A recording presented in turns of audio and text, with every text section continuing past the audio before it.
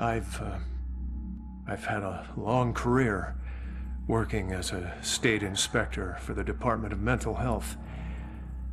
During that time, I've been to a lot of institutions, and I have seen a lot of horrible things. But nothing even comes close to the evil events that I witnessed at Fairhaven Sanitarium, the place they now call Lux Eterna.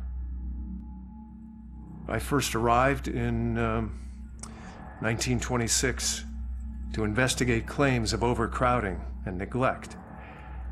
However, Fairhaven's reputation was tainted long before that. In 1911, Fairhaven opened its doors for the first time. A notoriously violent criminal by the name of Jack Yates was the hospital's first patient. He was to be the shining example of the hospital's ability to cure the mentally deranged.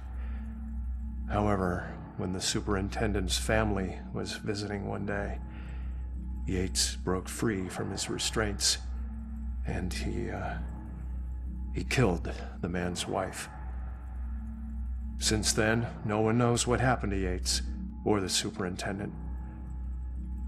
Well, that is, until now. Superintendent Wallace Halstead greeted me at the door. He seemed as empty and unkempt as the patients he lorded over. And as I conducted my evaluation, I couldn't help but notice how nervous he got when I passed by a small broom closet. And naturally, I felt it necessary to find out why. When I opened the door, I was hit by the overpowering smell of human excrement. As the light flickered on overhead, I was horrified at what I saw. A withering man lay shackled to the floor in a pile of his own filth. Years of sunless existence had turned his skin, hair, and eyes milky white. He'd been chained there for so long that his skin had grown over the shackles.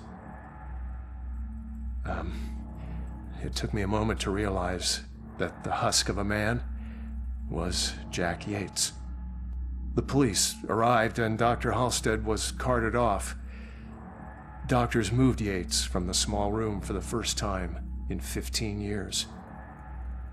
The floor beneath him was permanently stained with the shape of his silhouette. They tried to remove the shackles from under his skin, but the shock of it all was too much for him. He died the next day. I watched as they walled up his tiny prison, trying to pretend that it never happened. I honestly hope he's in a better place, although the staff still claims to hear his agonizing wails coming from inside the walls.